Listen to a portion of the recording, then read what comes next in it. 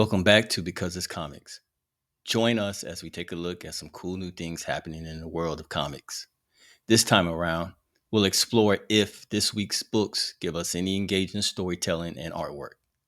We'll share our thoughts and maybe spark some of your own, all without any spoilers. Let's dive in. When he says, beat your ass and hide the Bible if God watching, I want to slap my own face. That line is so dope. And it feels old. It feels like something like the grandparents used to say. Like when this song came out, I was like, I need to talk to like some older folks and see like, is this a saying that's been around? Because it feels like a saying that has like old school wisdom in it. Our first book for review is Hell Hunters number 5, with writer Philip Kennedy Johnson and artist Adam Gorham.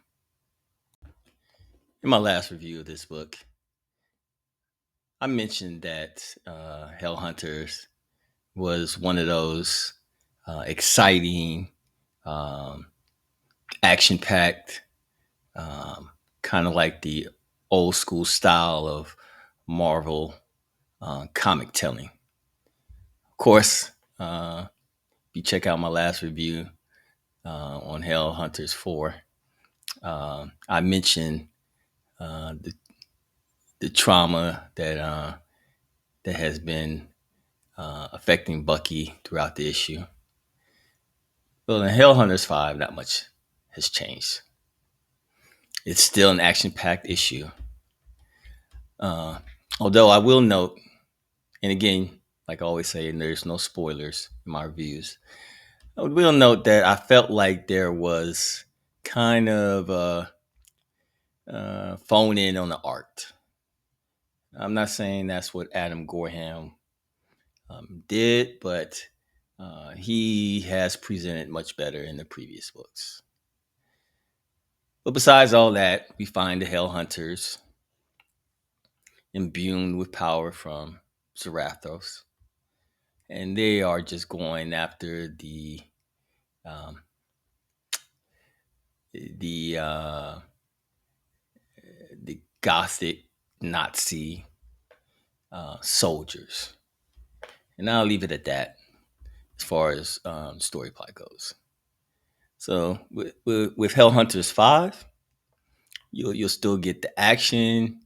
You'll get some crazy dialogue here and there, some fun dialogue rather, um, and you'll also get a chance to see what is in store for this um, hodgepodge team mashup of individuals. Um, Again, um, the action is there in the book. Um, One thing that I did kind of take a deduct deduct from my analysis of this book is that um, I don't know what it is. I'm not blaming this specifically on Philip Kennedy Johnson, but I'm noticing that in a lot of Marvel books, writers are having a hard time wrapping up or book ending uh, stories that they're on, and I would really like to see that tighten up a little bit more, especially with Marvel. Uh, Again, you're looking for a fun time. You're looking for that old school Marvel action. You will get that in Hell Hunters 5. With that said, I give Hell Hunters number 5 2 stars. Big.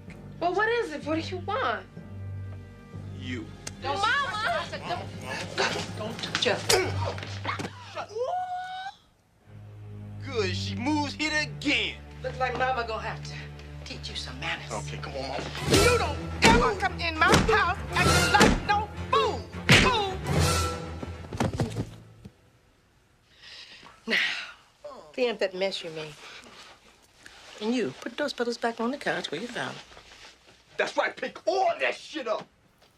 Our next book up for review is Bitterroot number 2, The Next Movement, with creators David Walker, Chuck Brown, and Sanford Green. Okay, so Bitterroot, The Next Movement number 2 is a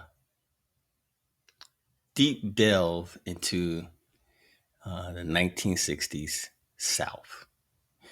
And the reason I believe that's important for this book is because I noticed something that the colorist Matt Herms has done with these last 2 issues. While Sanford Green, as always, is giving us just these terrific visuals, I noticed that in this book, in particularly, that the colors are more of a reddish type of hue, and I wondered, or I was thinking, why is everything so red? And I don't have any confirmation on this, but I believe that what Herms is trying to capture is the feel of what it's like to be black in the South and living under this overwhelming terror or burden of Jim Crow and the racism that comes with that. But when we start off, I mean, immediately there's action, and again, I don't give spoilers in the reviews, of course, but looking at this particular spread here, this is what I remember Bitterroot being is just these strange, uh, unworldly creatures with the Sangerye family fighting against them. The artwork is what we come to expect from Sanford Green, and one of the things I take great joy in is the consistency of his this line work and the look and feel of the characters within Bitterroot. One thing I will say about this book, something I believed in my previous view on Bitterroot, the next movement number 1. I think it was confirmed in this book for me. Although this book does not reveal that plot point, but I'm almost certain that it's becoming a little bit more obvious to me. Not that that hurts the plot of the story at all. Again, we get a look at the some new characters, but the main focus is still the main character, Mariah. And one thing, okay, like take this particular layout. I don't know if this was intentional, done. This green is saying something, but this look for Mariah, just especially this middle panel, it's just an off-putting look, especially when it comes to drawing full-figured women, especially of color.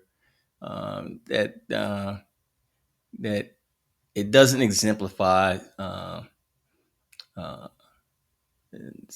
like their beauty, um, and that's not a criticism of um, of full-figured women, but I just believe that in this particular panel, it just looks very off-putting, and um, I don't know. I had questions. I had questions about this depiction, but then again, with her, I don't. It doesn't really look like Green was going for a resemblance, even though there is some there. Um, Mariah's father, if you've read the previous volumes of Bitterroot, but I really thought he could have done a better job, especially. I guess there's an expression of anger or um, in this one particular panel. But anyway, not enough to make me say, hey, something's wrong with this book. I love how the story is progressing. It's moving uh, at its own pace, and you get a feel uh, for how the main characters deal with certain situations and how they're seen in their world. This is the second issue, so I do feel like some things are going to have to pick up. We're still kind of like at a point in the story where um, the Sangerye family is still trying to find out what's going on. But um, there's like 3 issues left. So we're going to have to get to the core of the plot here pretty soon. The language is what I expect in this book. It's not sugar coated, and I don't want it to be, and it should never be, especially uh, uh, in this time period, even though this is a fictional work. Uh, and again, I can go on and on about um, how much I enjoy um, what these three creators have um, have done with this story or have done in this book. And of course, uh, the articles at the end of every issue that are just so enlightening and informative. Definitely, you want to check those out, read through them. They're not just there to be put in the book. Uh, they they definitely shed light on a lot of things um, that sometimes we overlook. That I feel get overlooked. Rather, I want to say we get overlooked in a work like this. With that said, I give Bitterroot #2, the next movement, 3 stars. All right, guys. Right now, we're about to see if we can communicate with any of the spirits. If there are any spirits or any paranormal activity here, please let us know. Send us some type of signal or something at this moment.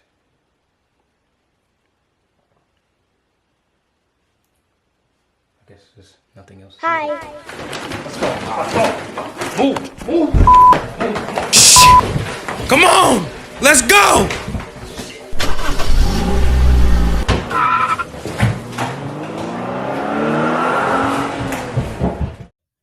Our next book up for review is Arcana Royale, #1, with writer Cullen Bunn and artist A.C. Zamundio. Arcana Royale is one of those books that flew under my radar. The art in this book is something that just really caught my eye. Uh, to give you um, a quick background on how I found this book, it's just one of those books. I looked at the cover, caught my attention, and I just picked it up, started thumbing through the pages, and once I saw the art, I was like, okay, let's see what this book has in store. And was I glad that I did um, purchase this issue? This um, this particular story, without going into too many details, deals with um, something that I guess is kind of a hobby of mine, playing a card game. And while I'm not usually into big occult books, this one had a certain flair to it. The main protagonist is interesting but mysterious. Um, her adventure in this world for this first issue is quite eye opening.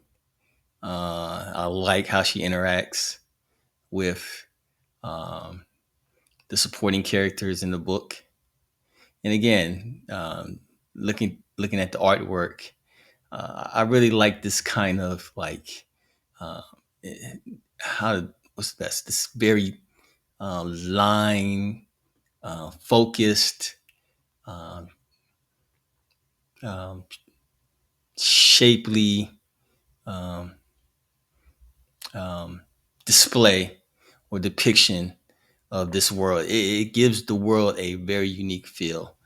I had a pleasant time reading this book.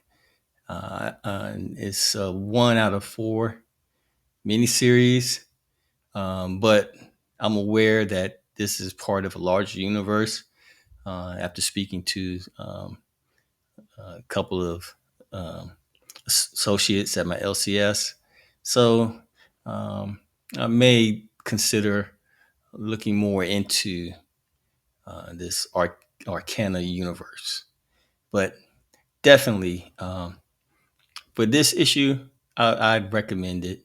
And I am going to continue to see uh, how the plot develops. Um, these creators on this book rather, did a excellent job uh, of engaging um, me as a reader, and I believe um, i- if you're into this type of storytelling, again dealing with the occult, which normally is not um, like my cup of tea, but the hook was the card game.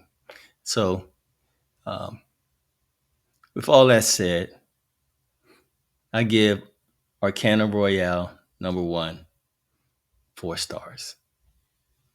So this is the latest model, huh? Of course. I don't fucking do last year. I mean, it's okay. Okay. Yeah. Okay. Yeah, okay. Now I got to fucking Oh, flex. shit, he finna flex, Batman. Don't Wanna do do it, y'all dog. boys like Don't this, do but it, Batman. I got the fucking TV on the shit. motherfucking jet. Oh, TV on a motherfucking jet. oh, shit, it is on the outside, though. On the outside, my nigga. The outside, On the bitch. outside. Oh, my God. All right, but if it's on the outside, how do you watch it? Our next book up for review is The Power Company Recharge #1, with writer Brian Edward Hill and artists Kari Randolph, Aletha Martinez, Norm Ratbun, and Ray Anthony Height. All right, in this issue of Power Company, we have appearances by Black Lightning, Signal, Vixen, Josiah Power, and Jace Fox. And with all those great cameos, this issue ends up being a Batman issue. Now, why do I say that? Well, throughout the story, the prime protagonist is Jace Fox Batman as Batman. And even though this book turns into a pseudo uh, Jace Fox Batman detective issue, it actually kind of works. And so, um, while I was expecting more of a group dynamic thing to occur within this particular story, it does not take away from the book overall. The artwork is, um, it varies. It's great at times. Other times, it's just okay. But with all that said, I really enjoyed this book, re- regardless of getting a sort of uh, um, Batman storyline or Batman focused storyline. Um, and as I mentioned before, it is the story, the plot is quite enjoyable. Um, so do I recommend this book? I recommend it if you really are into some of the more um, African American focused superheroes within the DC universe, because this is definitely what this book is going for. Uh, and I really hope that the interest in this one shot, because this is a one shot, is enough to warrant an ongoing series. At the end of the book, this is not ruin any kind of um, plot or anything. It does say that um, there's another book coming, but again, the comic industry that can be um, here and there. However, uh,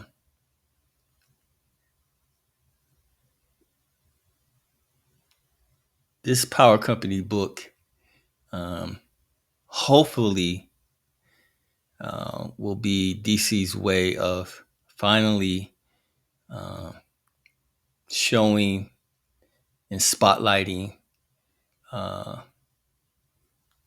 uh, these African American characters, and eventually um, developing more books for characters of color um, within the DC universe. And you may say, well, we've had that before. Not really. We've had it at times, um, but I would really like to see a mainline book. Uh, Besides Green Lantern at times, uh, which even that is um, here and there. Um, Definitely um, pick this book up, support it, not just because, but rather you will uh, get a well written, thought out storyline, and that for one shot is book ended very succinctly, and it works. So with that, I give the Power Company Recharged #1 4 stars. you to tell me this long ass All I story. was saying was, if you're looking for another suit, don't order it off Amazon. I know you don't have the black one And anymore. all I heard was you got dumped by a bitch wearing a She do-rag. doesn't wear a do-rag. How the fuck do you know? You've never even Shut seen her. up. And I didn't get dumped. I told her I don't ever want to see her again. Oh, okay. So y'all still together? What? No, I just told you. I told her I don't ever want to see her again. So Look, well, I mean, but with you, that's like a wedding proposal. What? You never gonna see her ever because you're blonde as fuck. You know what? You need to quit worrying about me and my bitches and worry about your own. I saw your bitch join in the cult a couple weeks ago. See Yes, shit. I did, because she was over there on Bleecker Street in a wool potato sack robe on a summer night with a bunch of dudes. No, I mean, you ain't see shit. You might have heard some shit, but you ain't see shit. You know what? Bro. Our last book up for review is Ultimate Spider-Man number 16 with writer Jonathan Hickman and artist Mark Cicchetto. I keep saying this and will continue to say this, that Ultimate Spider-Man is the Spider-Man for grown folks. And why do I say that? Well, if you've been around a while, been into comics for several years, you've basically read just about every type of encounter Spider-Man could possibly get himself into. And with Spider-Man titles, the thing that happens a lot is that writers or editors will decidedly revamp or reboot um, the Spider-Man arc, and you wind up back again at Peter Parker either being in high school or just some version that just doesn't seem to align with what you've become accustomed to seeing in a Spider-Man title. Okay.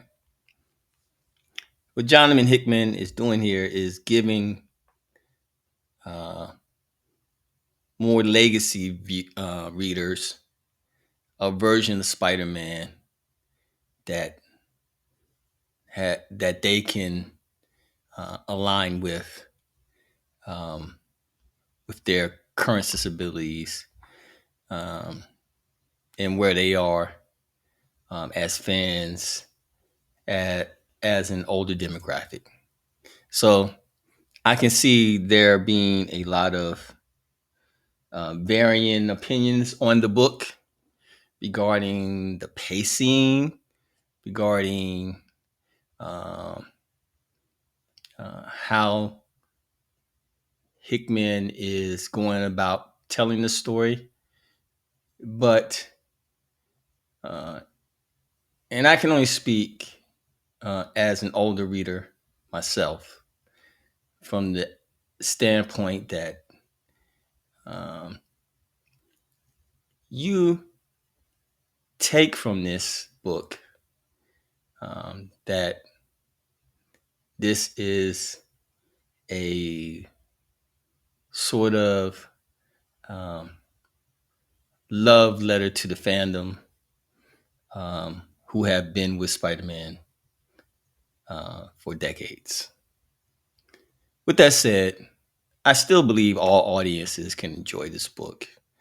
But with a grain of salt, I will add that I could see how a younger reader or a newer reader may not get much from the monthly stories that have been spread out for 16 issues now. With that said, this book is awesome. I'm sorry. And I'm probably going to let my bias affect this review a little bit. So keep that in mind. What Hickman and Cicchetto have done in this particular issue have they have created what I call a synergy, and I feel like they're finally, when they do get a chance to really um, stay on the book, together, issue to issue, um, they they are making this world incredibly beautiful. Now, this is a darker story in this uh, one particular issue, but it doesn't feel like it's too dark. It feels like it's right in line with everything that is being written, that has been written within the panels. And I can't go into the plot itself, but you see the characters involved. You will see um, appearances by Gwen Stacy, Harry Osborn, um, Mysterio, Craven, Mole Man, Octavius, so on and so on. That doesn't ruin anything within the book. Uh, I can't say enough about this book. I every I I look for things at times like this book, you know, on how it could be better, right? And and granted, nothing's perfect. Any work of art can is subjective, and within the mind of readers or the consumer or however you see yourself, um, you can always find something that could be better or that could be improved. But when I read this book, um, it's very hard for me to find those things. It's very hard for me to nitpick um, um, what the creators are doing issue to issue. Uh, and not only because I'm not really one of those reviewers that look for things to be wrong in a comic or to dislike about a book, but I am critical of whether or not um, the creators or the artists or however you want to refer to them uh, on a on a particular work, on how seriously they take the assignment before them. And I really do believe that Jonathan Hickman and Mark Cicchetto take Ultimate Spider-Man very seriously. There are spreads in this book um, that are just encompassing, engaging, mesmerizing, whatever adverb you can add it. Um, I highly recommend this book um, for fans of Spider-Man. Again, I know there is a bit of a uh, divide um, or discourse on the Ultimate Universe when it comes to Spider-Man, but uh, I have yet to be disappointed uh, by what these two are trying to accomplish um, on this title. With that said, I give Ultimate Spider-Man number 16 4 out of 5 stars. If you enjoyed the video, please hit that like button and subscribe for more content. Don't forget to ring that notification bell so you never miss an update. Let me know in the comments what you thought of the video and what you'd like to see me cover next. And always remember, if you find yourself asking, why they do that? It's because it's comics, man.